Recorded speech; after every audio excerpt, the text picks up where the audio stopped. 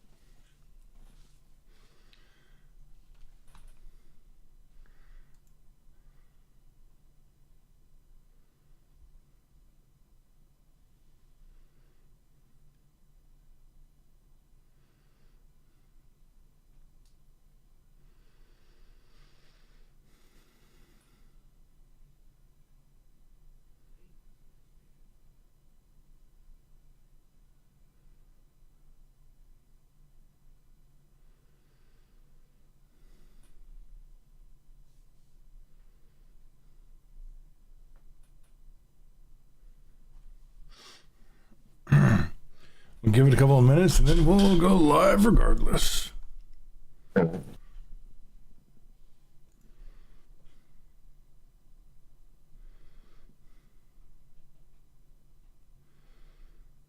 Looks like CP's gonna be a little late. Let's see if Wild shows up.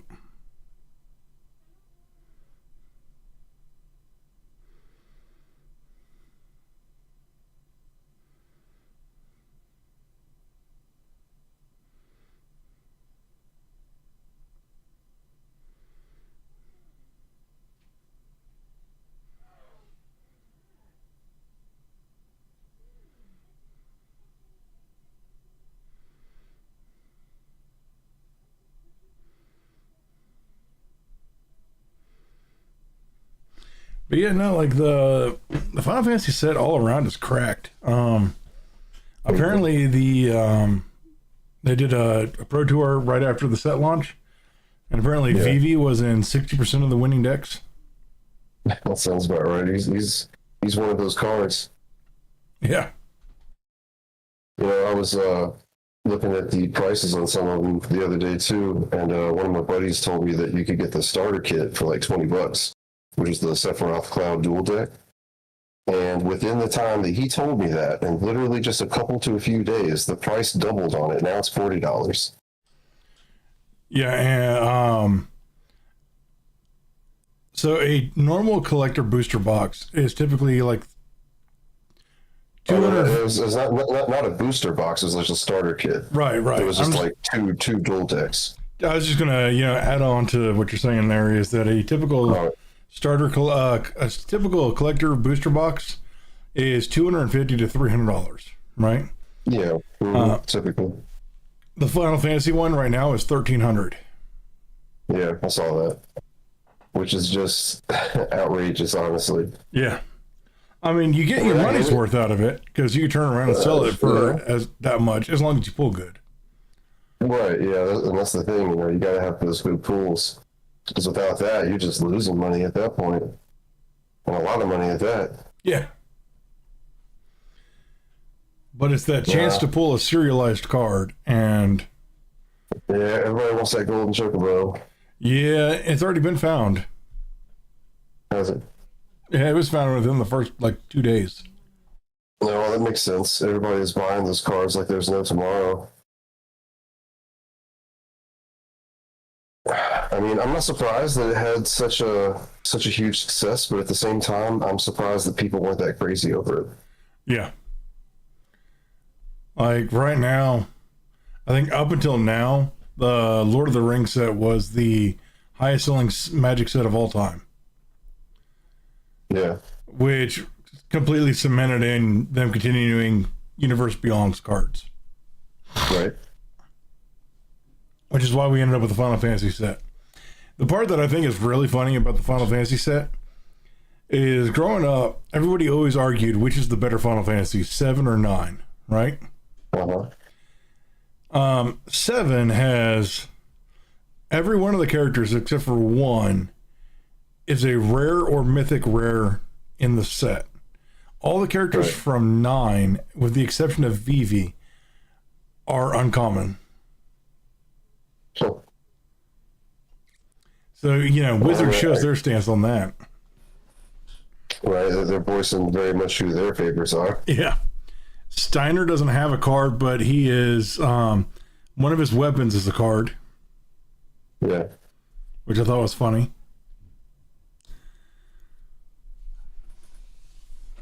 But yeah.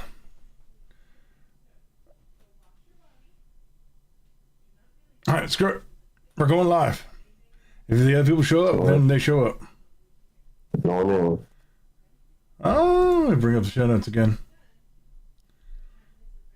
All right. And here we go. Oh, hold on. I gotta fix that. Well, I have lost my mouse. Where'd it go? There it is. All right. Oh, no.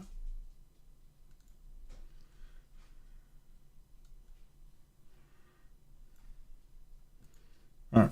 Welcome, everybody, to Griffcast episode 145, the Mature Nerdy Podcast for Immature People, the show where we talk about any and all things nerd, video games, comic books, movies, computer technology, and or science. I am your host, King Neckbeard Griffmore. Right now, you have just me and Solops.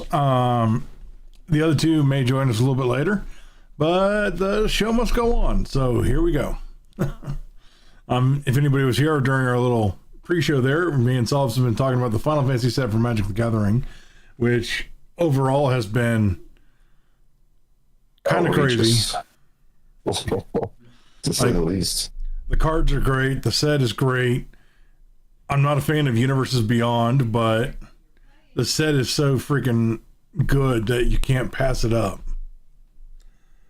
A lot of good cards in there. Yeah.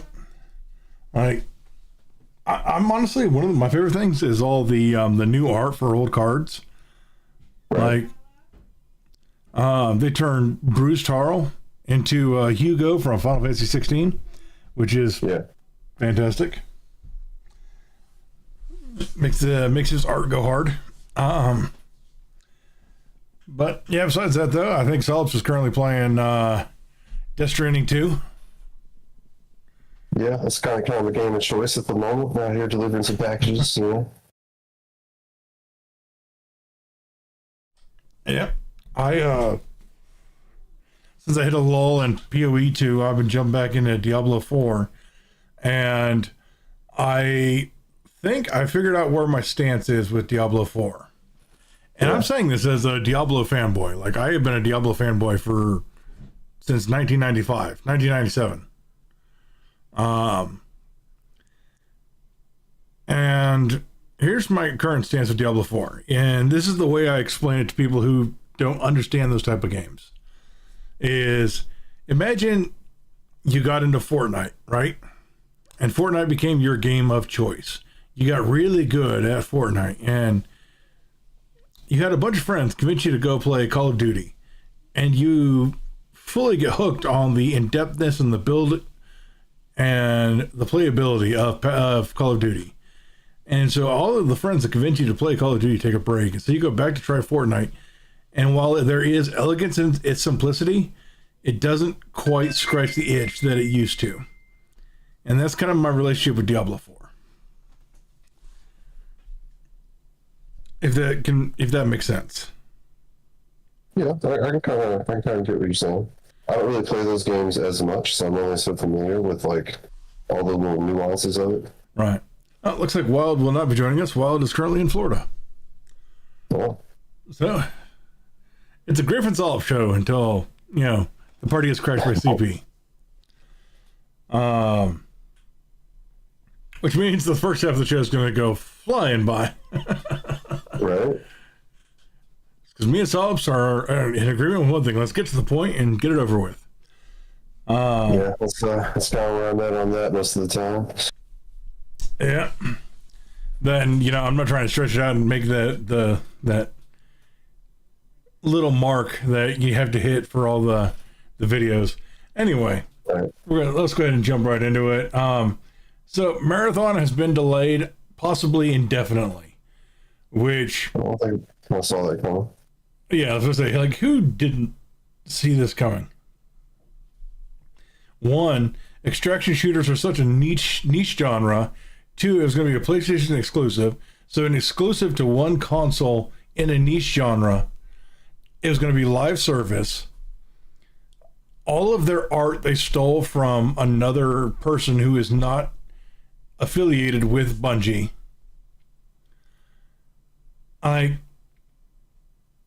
What part makes them think that this game was going to sell any? I mean, they were very optimistic, I'll say that. Yeah. What that truly says about them, I mean, I don't know. I don't know if this was a Bungie thing or a Sony thing, because Sony bought Bungie because Sony wants a successful live service game that only they can control. That has been their main goal for years now. They have bought studios left and right just trying to make a live service game that only they can control. And every single time that they get ready to launch or they launch, it flops hard. I mean, look at Concord. Right. And then it was about to be Marathon. And Marathon was going to be a flop. Like, there's not even an argument for that. I don't think anybody didn't see. I think it's going to be the exact same situation as Concord. It was just going to be an instant flop because people have already said so many negative things about it online. Everyone's already decided that they don't like it.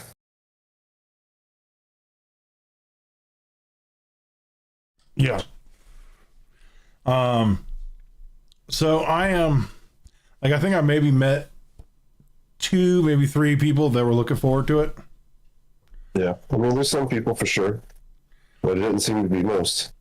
Well, most people have the right idea. It's a shooter made by Bungie, and if Bungie can do one thing, it's gunplay. Yeah, I'm not going to argue that. I mean, that's definitely true. Like, I mean, Halo, Destiny. Yeah, but I think, like, visually, like, the art style, even when I saw that game, I was like, yeah, you know, I can't tell if they're, like, going for something that's supposed to look, you know, just kind of, like, older and nostalgic in some sort of weird way. I mean, I don't know if that was, like, the idea behind it. It kind of reminded me of that really old TV show. I think it came on, like, Fox or Cartoon Network. It was, like, called Reboot. You remember that? Oh, God, yeah. It's only when you think of that, like the artwork and everything, it looked exactly like that. Yeah. And now I'm not going to be able to unsee it. Right? That show was nightmare fuel for a 5-year-old. Yeah, but you know, it was a pretty interesting show, honestly, at the time. There's nothing else like it. I think it was the first fully 3D animated show, wasn't it? If it wasn't the first, it was one of the first, for sure. I'm not sure which one the actual first was. It could have been those Transformer shows. I think it was like Beast Wars. That was one of the first two. Oh yeah, yeah. I'm not sure when that came out, but that was like kind of the same thing. Yeah. That's taking it back, man. Showing our age. That's it. But yeah, so there isn't anybody out there who didn't see this coming, so yeah. Due to Stellar Blade's success, Sony has been lifting region restrictions on all of their exclusive titles, which I'm just like, good? Yeah, I mean, it's about time, honestly. Yeah. It needs to be to that point where everybody can play everything. I mean, the only person that's not going to give us that is Nintendo, and I think we've all accepted that. Yeah.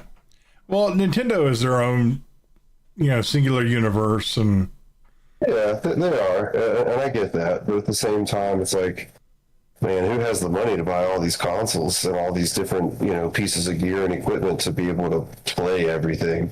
Yeah. Not to mention the cost of every individual game, especially if you're buying brand new. Especially if you're buying Nintendo brand new.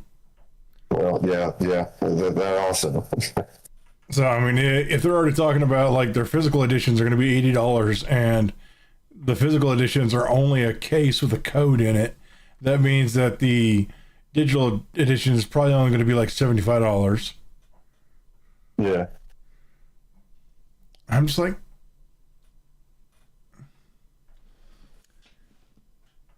look, he's finally joined us. Oh, there he is. I don't think Wild's going to be joining us. He's currently in Florida. That makes sense. I don't know he was in Florida. What's just working? All right, cool. Yeah, it is. That is My bad. What I missed? We are getting ready to go to topic number 3. Damn. I didn't really have anything to say about one. Just making fun of them. Yeah. Fucking losers. Yeah, we were just talking about the region restriction and lift from Sony. Who knew if you allowed more people to buy your game, more people would buy your game? Like, who fucking knew that? Crazy. Who would have thought of that shit? Crazy. I mean, more people buy it and more people will buy it? What? Who would have thought? I mean, Yeah, man. who'd have thunk it? Yeah. So I heard you say that, you said that, it's time for everyone to allow everyone to play everything or something like that? I mean, it'd be nice, if there weren't those types of restrictions. I mean, I understand that corporations and companies are going to do what they do because they're all about making a profit. That's the whole point. But I mean, as an artist or as a consumer and as someone who just enjoys, fine art like video games as they are, it would be nice to have that option to be able to own one device and be able to play whatever types of games exist on that device. In some sense, that already is PC, but even then, you still kind of got to go through a bunch of backdoors and do a bunch of stuff to make that happen with like emulators and stuff. Yeah, that's fair. As you said that, and I'm thinking about it, I don't know why companies have not got on that, a lot faster, right? Saying as, they'll put out a console. And more times, more times than not, the company's taking a hit on just, creating the console, generating the console, or A lot of times, yeah. the console, selling it. They normally, sell it for a loss anyway, and they always make their money back on the games. So if you're making your money on the games already, why would you not allow more platforms and people to buy your games? Right. Well, it's because most of the games strategy. get forced into contract with a console, which I think is going to be one of the things that I thought was going to be interesting with Marathon was outside of the whole forcing the delay right now is like it was a niche genre of game being tied to being a console exclusive. So like you already had a limited audience and then you just forced that audience to be even smaller. And then you want it to be live service and successful.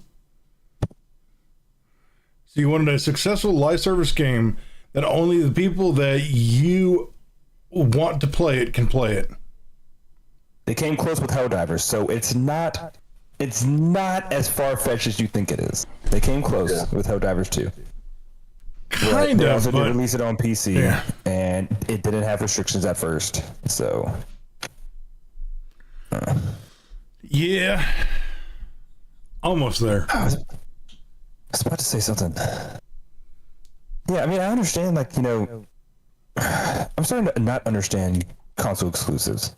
Because, you're releasing, a game just so people can buy your console. But as I said earlier, you still take a loss on the console. So you're just hoping people buy the console so they can buy your game to make money back on the game.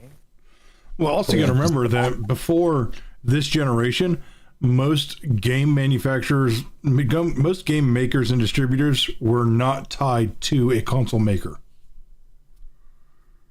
So they would contract to a console. Yeah. That's right. And that's also what you said. You know, most games are forced into contracts with consoles right now. But I mean, it's not the developers like, oh shit, I had to put out a game. I only want it to be on this platform. You know, it's mostly the game developer or the console owners. Also, I would like to point out the fact that if you make a game exclusive for a specific console, it is cheaper to do that. Yeah, I can see that. I guess, yeah, that kind of makes sense. So it cuts down on manufacturing is not the proper title. Word. Development. There we go. It cuts down on development time drastically because you don't have to make it. So, like, say you're doing a PlayStation exclusive game. Now you don't have to worry about making it viable for PC or Xbox or Switch or anything like that. You can just make it specifically for that one console. Compatibility. Yeah. That's why a lot of developers are, hating working with the series consoles. The series? Just call them the Xbox Series. Yeah, the Series S. Because they have to make it for the X. They're working on the X and then also the S. Yeah. And this generation of console could have really broke that because despite what most people believe, the PS5 and the Xbox Series X are virtually the same console with different operating systems. They're very, very close. They're very, very close in specs. Yeah. And they are... even in hardware, which is why their specs are so close. Yeah. Like, I think they have the same processor and the same graphics card. Or within half a step of each other. Yeah, within, like, just small variations of each other. Because they contracted AMD. They both contracted AMD to do both. Yeah. So, like, they literally could have been in a situation where they could have their developers develop games for PC, and it would just be a hot button issue to port it to console. You just had to make it viable within the operating system. Yeah. But, I mean, we've seen ports haven't always really gone so well. Somehow it's really tough to port a game over to console, especially if it's already been on... Or, no, it's I think it's tougher to have a console game and port it over to PC. Well, I would like to point out this. Try taking Windows off your computer and putting Linux in. Don't be that guy. Don't be that guy. Don't start being that guy. Are you that guy now? No, I'm not. I want to be, but it's so much better. It's so much better. I mean, yeah, it is. I don't know. Do you want to play a game, you need to run an emulator. Yeah. And then, like, if you have to run an emulator, why would you waste all that CPU power when you could just be running Windows? But Linux is a better operating system, but not for home use and not for gaming. Yeah, even though most games are made on Linux. Well, yeah, I mean, it's a development. It's a developmental tool. It's a developmental operating system, and it's a server-based operating system. I mean, shit. I'd rather deploy applications and stuff on Linux rather than on Windows. I'm also a cloud engineer, so I do a shit ton with Linux. I also noticed that you've given yourself a title within the Discord channel. I'm not to figure out how you did that.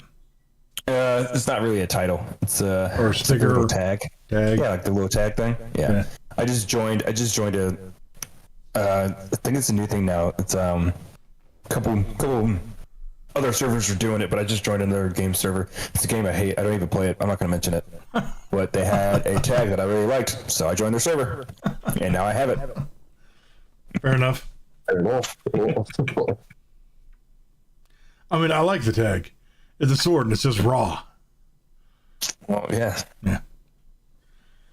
But, yeah, anyway, moving on. So if you've been in PC gaming in the last decade, you are aware of the household name of Nexus Mods. And they have just recently sold. Now, it is yet to be seen if this is a good thing or a bad thing.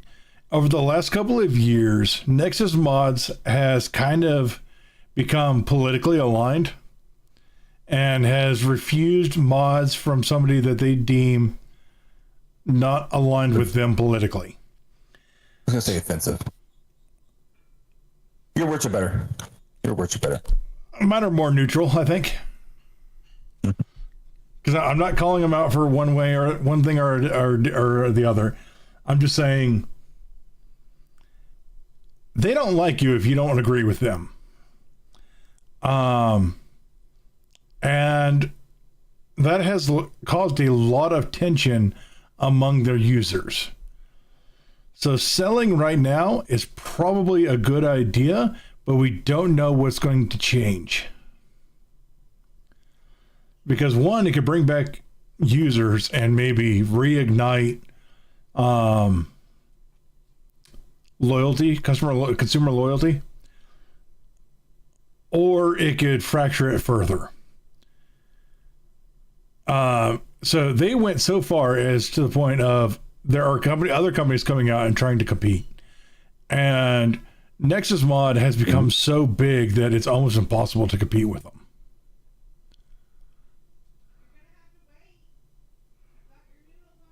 You had something to say? I mean, yeah. I guess, not really compete with them. I don't really know of any other ways to do mods. I guess there is WeMod, but it's not really as Well, I don't know, robust. I wouldn't even call WeMod modding. I'd call it installing a trainer. Yeah, it's just activating cheat codes. Yeah, basically. Easily. Yeah. Whereas, you could do, as long as someone makes a mod for it, you could do who knows what with Nexus mods. From changing appearance to completely making almost in a new game within the environment of a game. Yeah. If you ever want to blow your mind, you can play Skyrim and then go to WeMod or go to Nexus Mods and then install a bunch of mods and go and play a completely different game within Skyrim. Mm-hmm. Just what it is. You can install it to where you can set it up to where all the dragons within Skyrim are Thomas the Tank Engine being ridden by Deadpool. You're going to say that. Thomas the Tank Engine. That's a famous one. CJs and everything. Yeah. Yeah. It's just what you can do. I have seen mods for stuff as far as turning all your characters into Deadpool within Baldur's Gate. Yep. And they have mods that would change audio files. Mm-hmm. Obviously texture and appearance, character appearance. If you have a good enough PC, you can make Cyberpunk 2077 look so realistic that you cannot differentiate what is real. Yeah. Yeah. Man, one of my favorite mods for games is skipping the intro. You boot up a game and it's got to go through a fucking spiel of telling you everybody and their child who was involved, and it takes 2 minutes for a game till you get to the main menu. You can start. Yeah. Man, people are so quick to make skip intro mods, and so now you boot up the game and right there, start menu. Thank you. For some reason, those never work for me. I install them on every game, but they never work. No. Do you install them manually, or have you been using Vortex? I would usually use Vortex. Okay. Because I'm a lazy POS. Yeah. I was against using Vortex at first. I didn't really trust the modding community at first, so I was wanted to be, I didn't want to download and install the software. I'm just, a little cautious about it. When Nexus Mods launched, LimeWire was also a thing. Yeah. So our trust of the internet was already pretty thin. Yeah. You can still look at mods and it would be oh, it's been scanned, it's safe. I'm okay, you can say that as much as you want. Is it really though?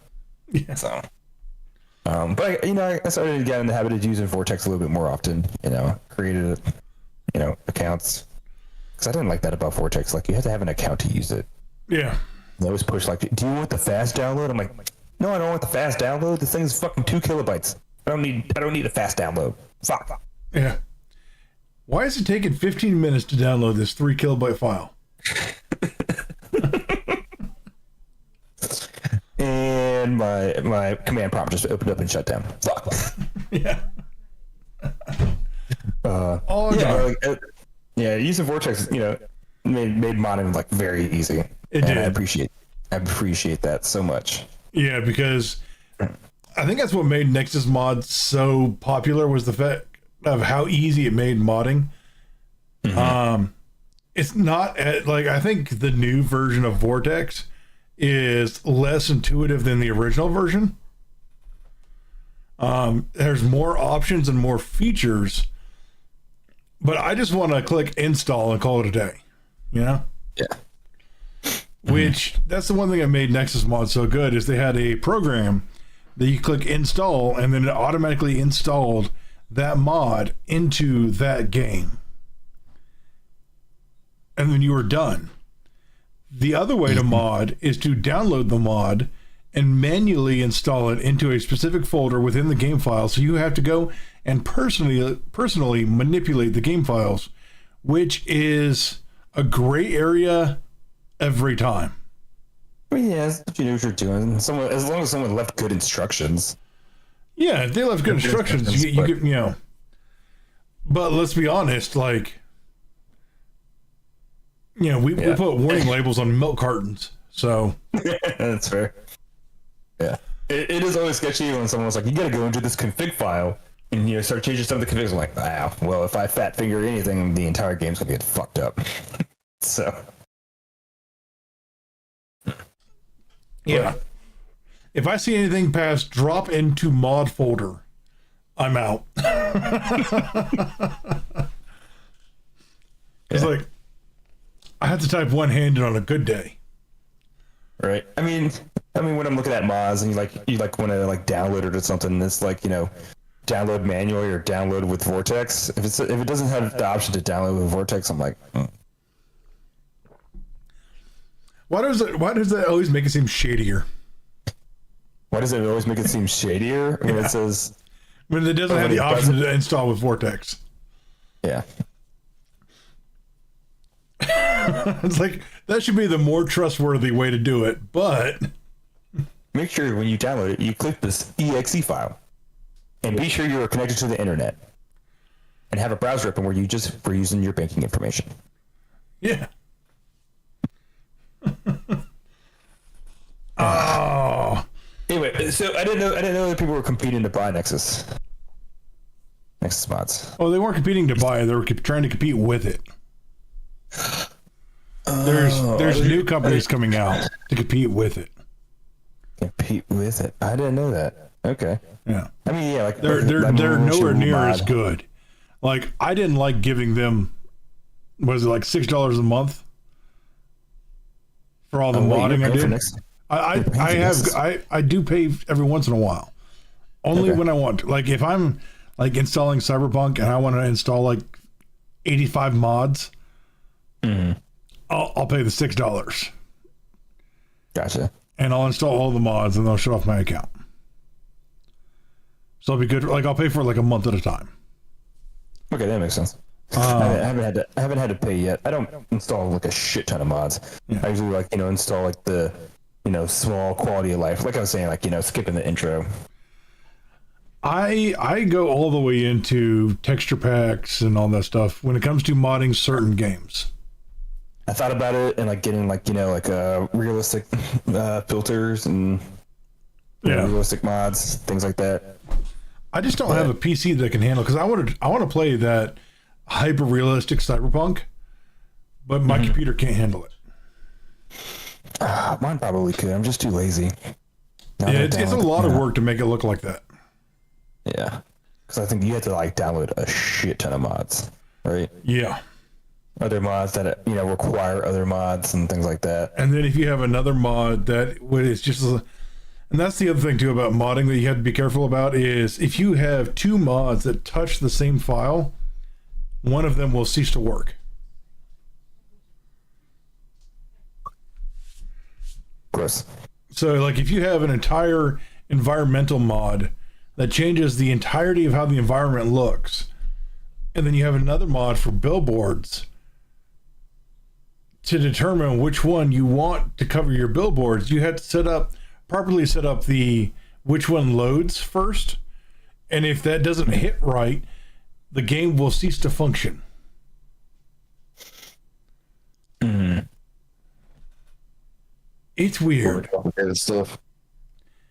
It's weird because, like, that's the really crappy part about installing a lot of mods into a game is trying to figure out which one broke it.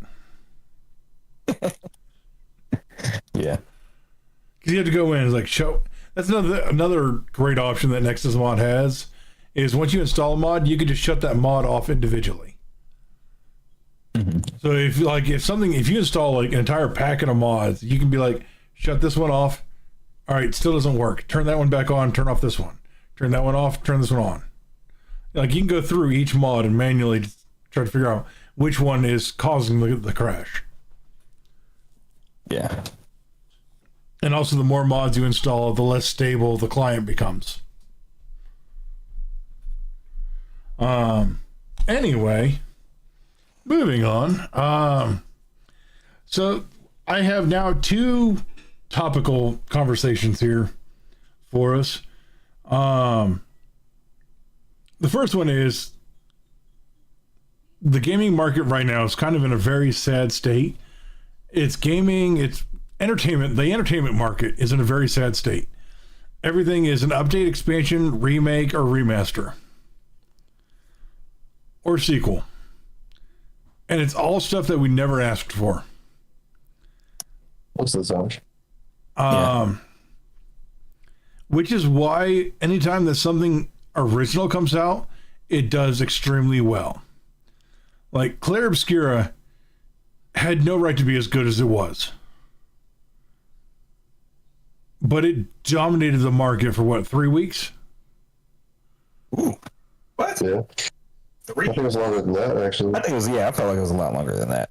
I felt like it was like 2 months. 3 months. Okay. It's been 3 months? It's been 3 months? I still see people talk about it from here and there. Yeah. I actually saw something earlier before we got on the show, some video I watched. Apparently Square Enix has taken inspiration from what they did in that game, and they actually thought to themselves that might be what they do with the next Final Fantasy game. Yep. I can get behind that. So, Go back to I mean, turn-based. yeah. So I mean, if that doesn't speak to the impact that game had, I'm not sure what does. Yeah, I can get behind that. I find it interesting how, though, a third-party company comes out, gives us something new and interesting, and dominates the market. But yet these AAA companies come out, and they cannot get us to show up at all. I mean, well, I think the biggest issue with that is they'll announce something and we'll be like, that looks very unappealing, very uninteresting. We have no interest in that. And then the company will be like, it's your fault, it's bad. Right. Y'all didn't buy it and play it, so that's why it didn't do well. Why didn't y'all buy it and play it? We didn't want it, and it's not that good of a game. God, should have powered through. You're gonna pay $80 for this? What the fuck? Well, the problem is that these companies have been around for a while, and some of them have like the same people still in charge in some cases. And I feel like these people are just trying to beat a dead horse sometimes, where they had success on that one thing a long time ago, and they're like, you know what? Maybe if we just somehow do that again and again, we'll have it every single time. Like when Far Cry 3 came out, and they introduced that guy Voss, as their bad guy.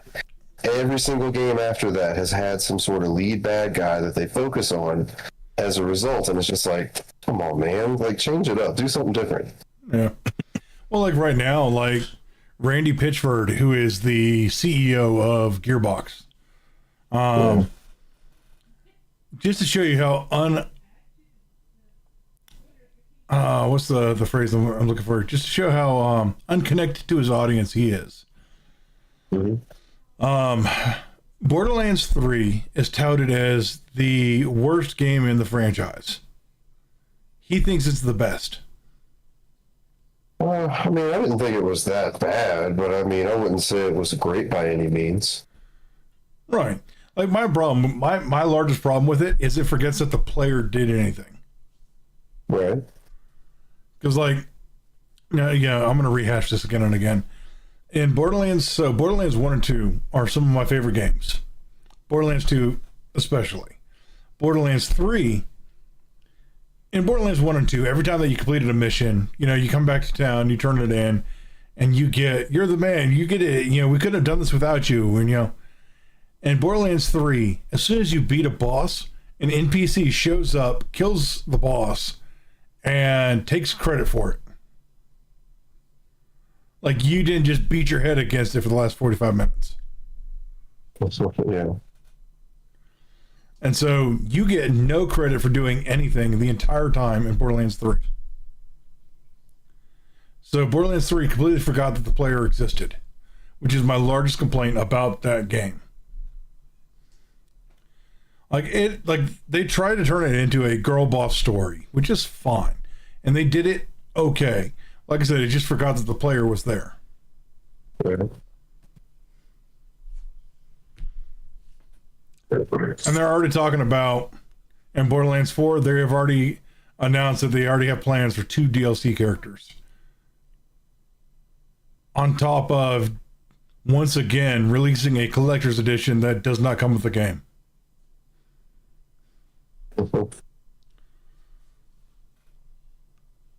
I have fallen for that once. I am not doing that again.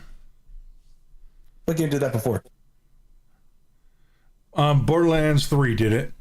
Tiny Tina's Wonderlands did that. Diablo 4 did it. Where you buy the collector's edition, you don't get the game. Yeah. That's fucking wild. I mean, was it purely just to get like the collector's edition stuff? Like, I guess they had like physical things you could get. Was that the purpose? Yeah. Is that just how it is nowadays? It's been a while since I bought like a collector's edition of anything. So there's multiple forms of collector's edition now. So now you have the base game, then you have the silver edition, which comes with like an in-game cosmetic. Then you'll have the gold edition, which comes with a much larger cosmetic. And then you'll have the digital collector's edition, which comes with all of the stuff from the physical collector's edition without the physical stuff. And that'll cost, anywhere from $80 to $100. And then you'll have the physical collector's edition, which doesn't come with a game, but it comes with in-game items, and then it comes with a whole stack of physical items. And a lot of games are doing that nowadays. I think Far Cry was the first one to do that. All right. I don't know, like, I've been buying digital games for such a long time. I haven't even bothered to buy a collector's edition in that kind of way. So I didn't realize they were doing it like that. But I mean, I guess it kind of makes sense in some respect. I think the last time I tried to buy a physical collector's edition before Diablo 4 was Fable 3. Because they promised a whole pile of physical items that you could have. And then when the game came out, they didn't have any of the physical items. All they had was codes you could put into your Xbox for in-game items. Yeah. And so that was the last time that I bought a physical collector's edition. I have many times since then bought digital collector's editions. Because I'm a sucker for a look good, play good. Right. I am. I'll admit it. But yeah.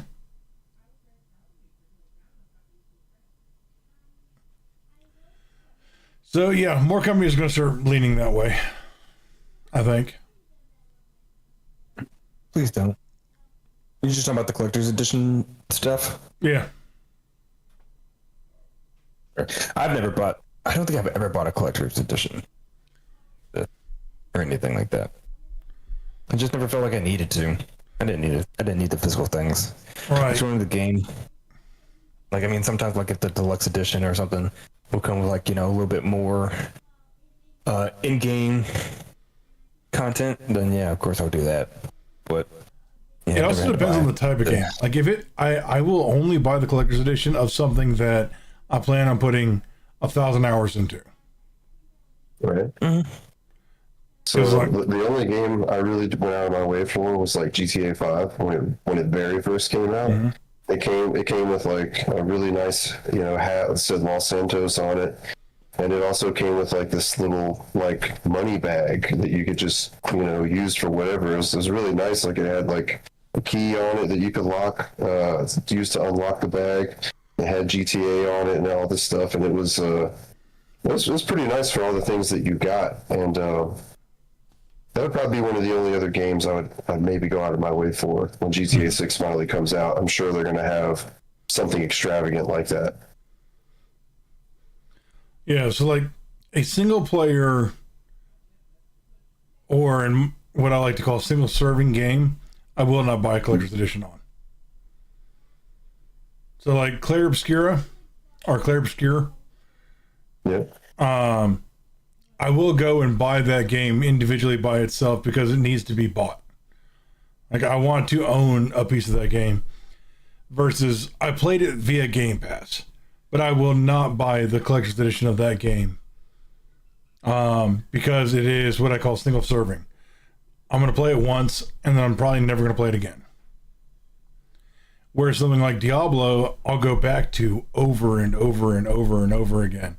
Or Path of Exile, I'll go back over and over, and I'll put 1,000 to 5,000 hours into it. So that's the difference. Is like I'll continue to put money into something that I'm gonna spend a lot of time with, but I won't do it on something that I'm only going to spend time with very briefly. If that makes sense. Yeah, it makes total sense. But yeah, but getting back to this, like I said, I'll spend money with something that deserves to have money spent on it. Like I played Clair Obscure via Game Pass. I'm still going to go back and buy the game, because it was really good and the company needs to be supported. At the same time, there's going to be 100 games that come out from a AAA studio that I will not buy because I think it looks like hot trash. Yeah. And that's just the sad state of things right now. Is it used to be that anytime that Oblivion or what's the company that did Assassin's Creed? Ubisoft or I'm at a loss for words today. And then you have like the company behind the Elden Ring series. Microsoft, yeah.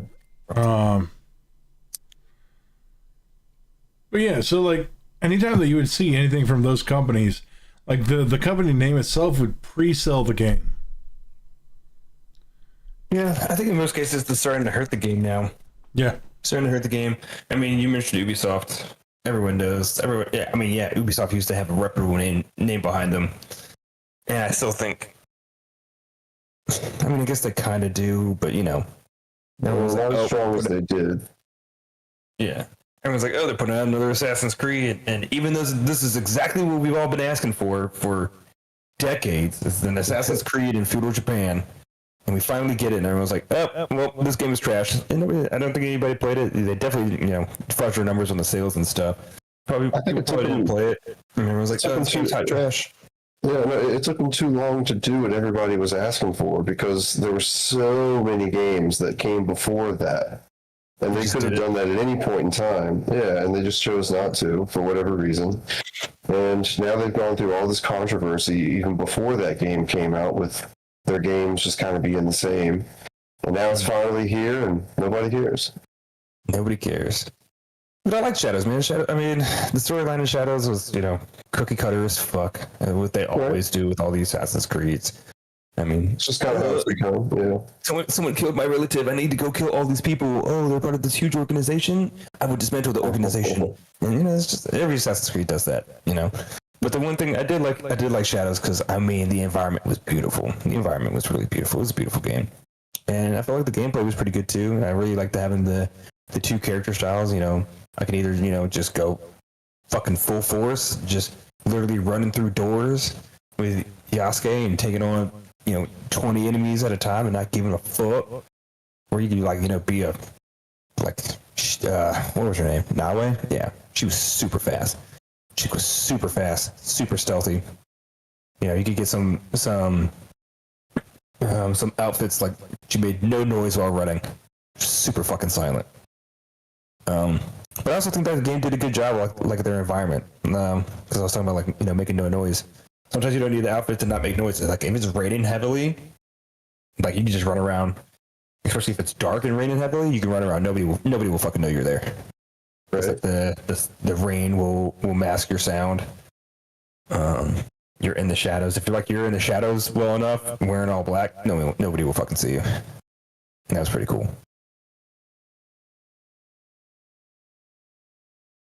But nobody gave it a chance. Nobody gave that game a chance because it was Ubisoft. Everyone's like, yeah, that's about right. Damn, what were they doing with the story? I totally just remember, they kind of had. This was the first Ubisoft game or the first Assassin's Creed game where you don't leave the Animus. And I used to fucking hate that shit about the Assassin's Creed games. I used to hate leaving the Animus. I'm like, no, I just want to run around and assassinate people. I don't need to hear the story about, being in the real world and shit, trying to disconnect. Right. Yeah, but this was the first one. You never left the Animus. You didn't have someone that you were playing as that was playing as the characters. Did I say that correctly? Yeah. Yeah. You weren't playing the distant ancestor of somebody who was stuck in the box. Yeah. Right. Yeah. After a while, they got rid of that shit too. They were just like, oh, as long as you find some of their blood or whatever, anybody can relive their memory. So they never got rid of that. They got rid of that shit a while ago. You were playing as the same girl. I forgot what her name was, but you played with her in Odyssey, Origins, and Valhalla. You played as her, or she was the main person in the real world. Right. Right. Yeah, playing through Shadows, every now and again, you interacted with this AI entity, and she kind of spoke to you like you were someone that was stuck in the Animus, and they were talking to you, and explaining things. But then they only did a few times. But then by the end of the game, they never revisited it, and just had no idea why you're doing this. And I was just yeah, I used to hate that aspect of the games. But also some way, still kind of grounded it and made it all worthwhile. Yeah, it made it all make sense in whatever kind of way it could. Yeah. Yeah. And I guess that's why kind of Assassin's Creed 2, Brotherhood, and Revelations were so good. It was because Damien, was his name Damien? Desmond? Yeah, Damien. Yeah. Damien was going through his stuff in the real world, and it almost paralleled what you were going through in the Animus. And that was cool. And I was I appreciated those back then. Love and a good story. And then as soon as he died, they killed him off. There's really no point in being in the real world. But they started trying to steer it into it. And then finally they were just fuck it. Yeah. All right. So this next topic is more of a thought piece here. What will the next generation have to be nostalgic about?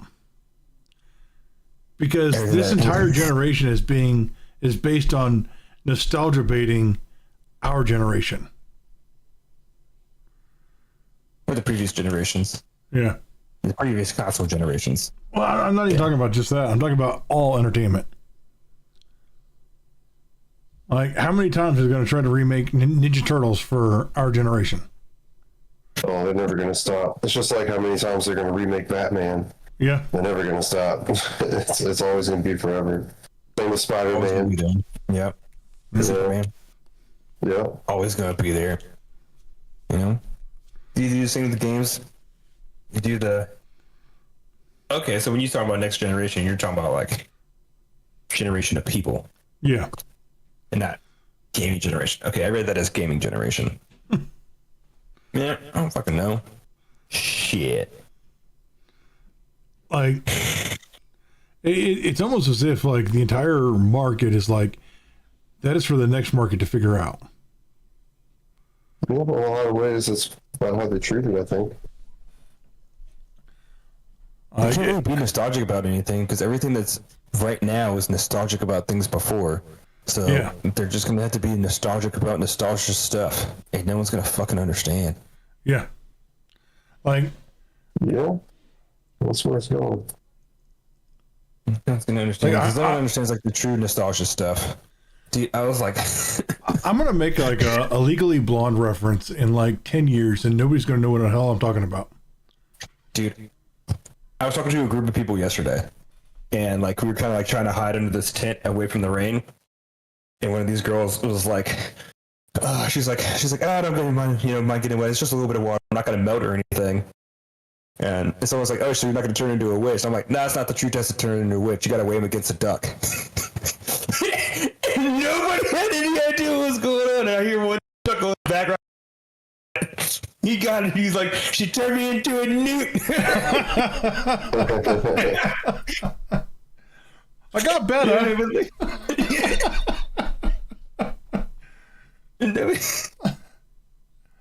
and nobody fucking knew. I was like, God, who are you people?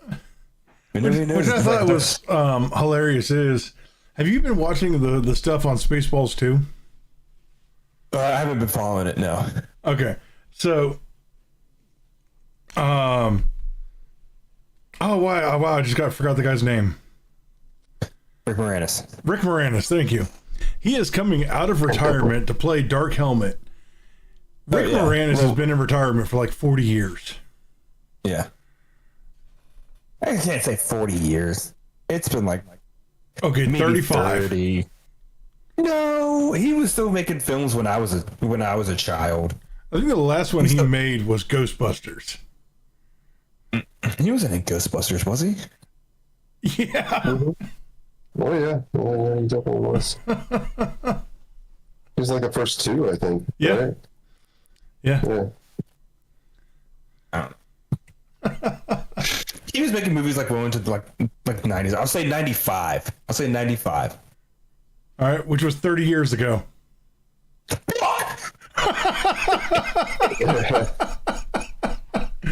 Well, it really hits you sometimes when you realize it's like. All right, in my defense, you said 35. And I was like, no.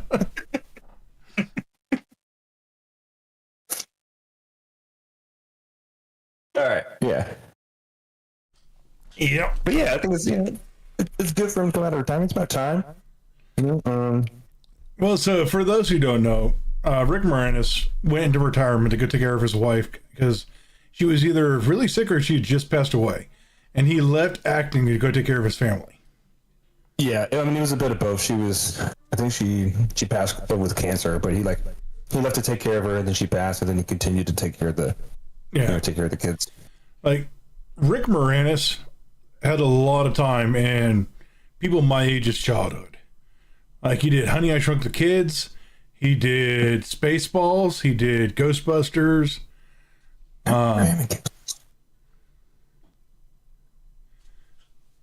Yeah, like he was all over the place back then.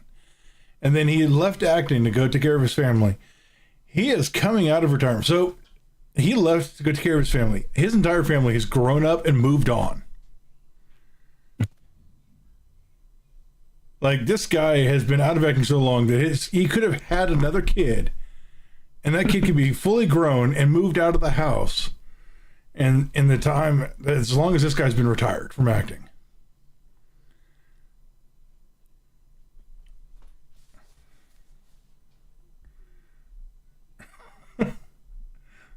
You're looking something up. Oh yeah, I do remember Ghostbusters now. Yeah, I just had to visualize it, man. Yeah, because I think in the first movie he was one of the possessed, And in the second movie, I think he was an honorary Ghostbuster. Yeah. Yeah.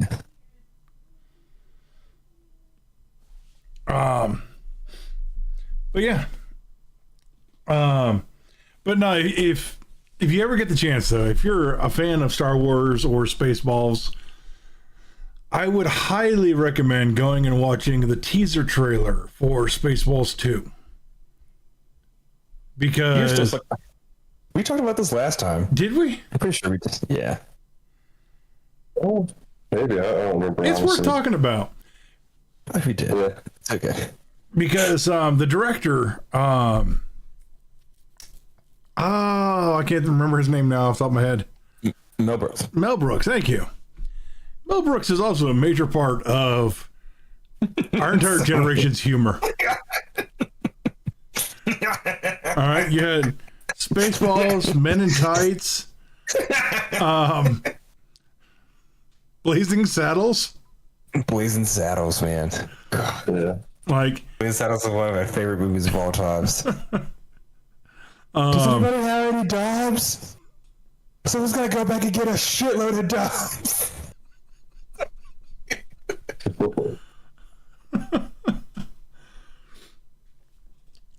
So good. But like he was definitely like helped shape our entire generation's humor. And He was definitely on the dark side because of him. yeah, and if you go watch this teaser trailer, it goes over this entire list of things that have come out between the two Spaceball movies. And it's a lot. Like he goes like, it's been like 30 Marvel movies, and they've tried to boot the DC universe twice. And it was like a prequel trilogy came out, a sequel trilogy came out and failed, and like he just rags on everything of like the last like 30 years since Spaceballs. And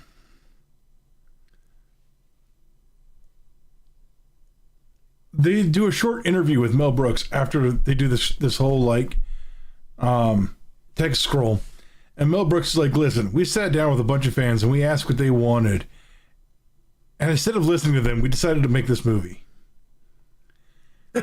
Which is both hilarious for Mel Brooks and also hilarious in the fact of how real it is with today's society on how they treat the consumer. Right.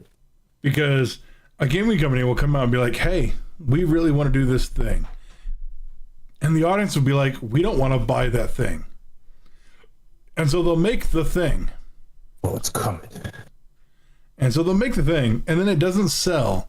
And then the company will be like, why didn't you buy the thing? And the audience will say, well, we told you we didn't want the thing. And then the gaming or the company, gaming, movie, Hollywood, whatever you want to call it, will say, well, because you told us that you wanted the thing, we made the thing. And they will try to gaslight the audience into thinking that they are the ones who wanted the thing. And that just doesn't work. I mean, sometimes it happens like, well, one person said they would play it, one person said they wanted it, so that means everyone wants it. You know? And like, you know, writing those BuzzFeed articles like, Yeah. oh, people are doing this trend now. Like, no, one person did it and they got fucked up, and now people just said that's stupid, but people aren't doing it. What are you talking about? Yeah. Like, All right. With Spaceballs 2 coming out, sorry, go I'm ahead. just gonna say something. Okay, with Spaceballs 2 coming out, we've talked about this a lot before, and we're kind of on this a little bit earlier, with how everything's a sequel, a remake, spin-off of something that's already been successful, blah, blah, blah. How some people want to make sequels to movies that are super classic and timeless, and making a sequel is catastrophically unnecessary. It's been, as we've said, less is more. It's Spaceball 2. How do we truly feel about this? because we talk about that shit all the time. We said, like I said, less is more. Not everything needs a sequel. What made the first movie so great is, not having a second one to fucking diminish it and destroy it and ruin the story, or, it's kind of like what they're doing with the Naked Gun movie. You see the new one that they're coming out with. It's the same thing, because like as much as I love those movies back in the day, they're trying to do the exact same jokes again, but with like a different cast of people. They're trying to just relive the same highs of back in the day, and they're doing the exact same thing with the other movie. And I don't know. Like I appreciate it. And yet at the same time, it's like, man, sometimes the classics are classics for a reason. I think, yeah, and I was going to say, it's like he's about to call me out of my hypocrisy here. I know he is. That's technically what I did. But I'm involved in it too, man. I'm involved in it too. Well, see, I am going to be a fence sitter, because on one side, I'm like, I could have gone my entire life without ever needing to see Spaceballs 2. What? The two selling points for me is, one, Mel Brooks is coming back for it, and two, Rick Moranis is coming back for it. Mm-hmm. I want to trust it. I feel like that's part of the nostalgia, though. Yeah. Is the fact that we're getting some of the original characters back that made it so great in the first place. But those people have also aged a lot since then, and while I'm sure they're still going to play a great role in what they do, something about it is just going to naturally feel different, because it's not, it's not them back in the day, it's them now.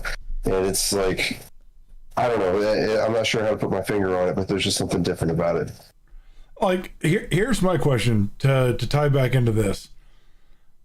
Let's say that the tragic accident never happened, and Robin Williams came back to play the genie in the live-action Aladdin. Would it have flopped? I'm not sure if he would have even bothered to play in the newer one with like the restrictions that Disney and Hollywood have taken. I mean, maybe he still would have done it and just tried to do his own thing regardless of what they said. But I don't know. It's hard to say, honestly. I mean, yeah, you're right. I mean, I think it probably, that time, Robin Williams, I'm not trying to say he's old or anything, but like he would have been older. Like, he was old. Yeah. Like, he wasn't young. Like, yeah, that's tough. I mean, possibly it'd probably be a different movie. Yeah. Just because of visually, like the genie would look just so visually different and not be able to do the same things that Will Smith's genie was able to do, right? Right. So, but like, I just have a feeling. it probably would have made it such a good fucking movie, dude. If they would have just, you're right, man. Disney probably would have had like a lot of restrictions, and dude, just let him riff, man. Just if he was there and just doing his thing. I need the director's cut of Mrs. Doubtfire. Give me the NC-17 version. We all heard about it. Let me get it. Let me get that son of a bitch. So that's something that we're asking for. The audience, me, one person, is asking for the NC-17 version of Mrs. Doubtfire.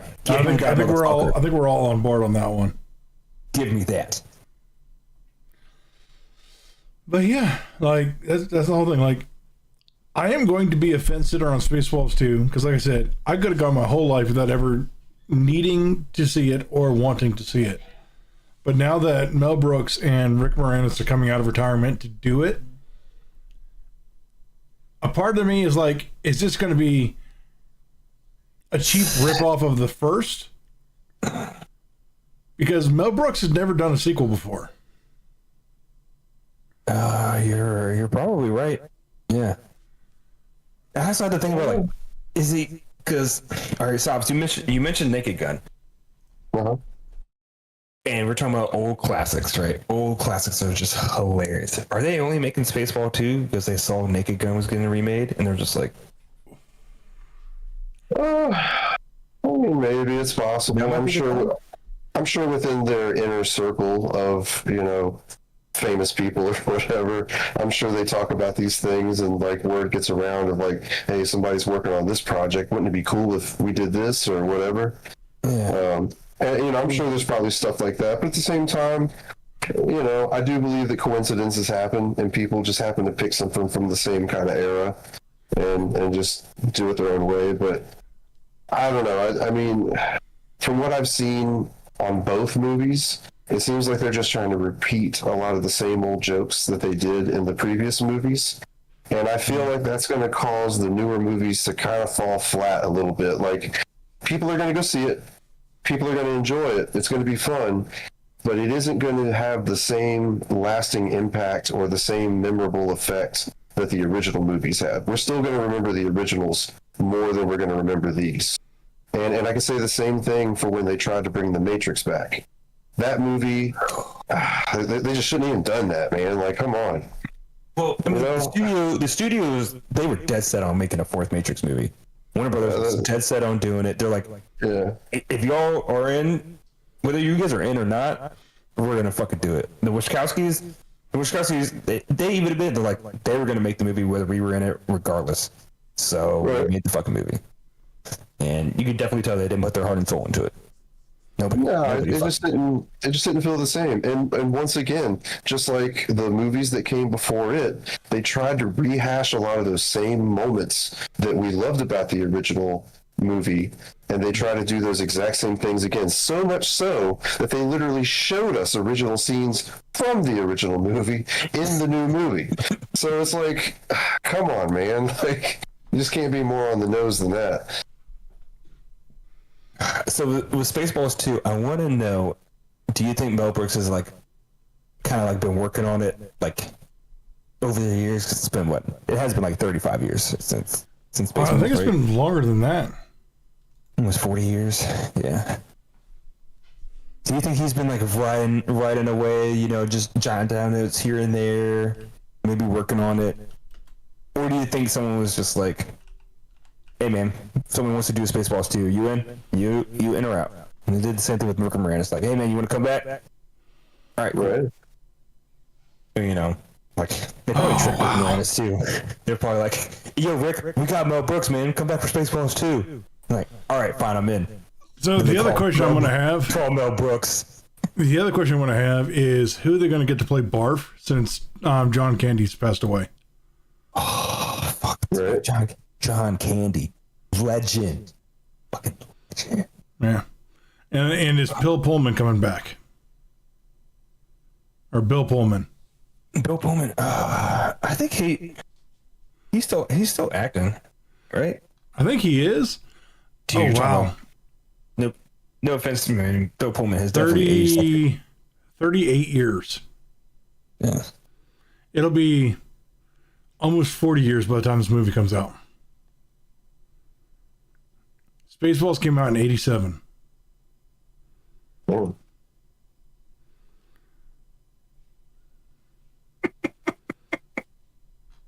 Yeah, so I mean, it's going to be hard to really capture that magic, that lightning in the bottle twice, Yeah. Oh, wow. I didn't know that. It's tough, man. It's tough because, like, sometimes, like, you lose the lackluster about it, especially after the first one. Like, oh, yeah, I've seen this before. It just doesn't work out as well, man. You can do that. You can see the lackluster. You can capture the lightning in a bottle if it's like a new intellectual property, right? Yeah, I mean, I'm not saying it's impossible, but yeah, it's just not likely. It's just hard because like you're already expecting it, watching the same movie because like, there's plenty of shows like the first season they do a thing. I'll say it. I'm always thinking about Westworld. I think the first season of Westworld was one of some of the best TV of all time. It was fantastic. It was great. Then they did a season 2 and they tried to recapture that magic, and it just wasn't there. It just wasn't it, and it's just like you can't really do it. It's not the same. We're expecting it, or kind of understand it. It's not it. But then I think back to the Watchmen series on HBO. A lot of people hated it. I don't understand them. They probably didn't get through it all enough. But they kind of did something similar to Westworld season 1, and I thought the Watchmen series on HBO was fantastic TV too, and they did something strikingly similar to Westworld, but like you're not expecting it. You weren't, whether you'd seen Westworld or not, you weren't expecting it because it's not the second season. Right. And I felt like the magic had struck again. I guess other people don't feel the same. That the show didn't do as well. And the director was like, even after they're doing it, he was like, I'm not coming back for a season 2. And I was like, damn, you gonna leave like that? Dude, HBO's Watchmen was dope. I always tell people to watch it. That was a good fucking show. I'll probably give it a go because I love the comic book and I actually like the original movie. Yeah, I thought the movie was pretty good. But just to give you a general idea on how old Mel Brooks is, his first movie came out the year our parents were born. Bold of you to assume you knew when my parents were born. Well, I'm going to assume that your parents are as young as mine are. So yeah, his first movie, The Producers, came out in '67. He wrote and directed the original Producers. Oh, okay, yeah. I mean, it was a Broadway show first, though, wasn't it? Yeah. He didn't do Blazing Saddles until '74. I thought you said The Producers was 76. 67. You definitely said 76. Did I? Or do I have dyslexia? Wait. Well, he also did, which is really weird because he did Young Frankenstein, the same movie as, or the same year as Blazing Saddles. Young Frankenstein. Yeah. God, him and Gene Wilder, man, those two were fucking good together. Yeah. And then he had 4 more movies before '87 when he did Spaceballs. And then he did Men in Tights in '93. And Dracula, Dracula Dead and Loving It in '95. I didn't even know that was a Mel Brooks film. I've never even heard of that. Have I? I want to say it's a Kelsey Grammer movie. Sorry, Leslie Nielsen movie. Yeah, it's a Leslie Nielsen movie. And I never cared for Leslie Nielsen, which I think is why I never cared for Naked Gun. Yeah. Fair. But have you seen the movie poster for the new Naked Gun? Yeah. Oh yeah, he's got like 8 figures. Yeah, and it says up in the corner, "No AI was used in this." I think they know. I think they know what they're doing with the Naked Gun. Sure, they might be like rehashing a couple jokes, but I think they know what they're doing. I think it's gonna be funny as shit. I think it's gonna be. I'm really curious to see how Liam Neeson does in a comedy. He's been in tons of comedies before. What are you talking about? Okay, I'm really curious to see how I'm curious how he's going to see being the main in a comedy. Okay, that's fine. Yeah, he's had comedic roles before and been in comedies, but yeah, he's never been like it's been like a scene here or there. Well, I saw that it's Seth Rogen directing the whole thing, along with somebody else, I think. So I didn't know who was doing it, but like he was. No, wait, never mind. Not Seth Rogen. I was thinking of Seth MacFarlane, because Seth MacFarlane was like one of the first people that put Liam Neeson into a comedic role. Yeah. Well, he kind of does that with everybody. He's actually Seth MacFarlane's getting ready to redo an old franchise. I can't remember what it was though. That's gonna drive me nuts now. I'll have to remember it. But anyway, I need to poop, so we're gonna wrap this up. So thank you all for coming and watching. We hope you had an enjoyable time. We'll see you all in 2 weeks.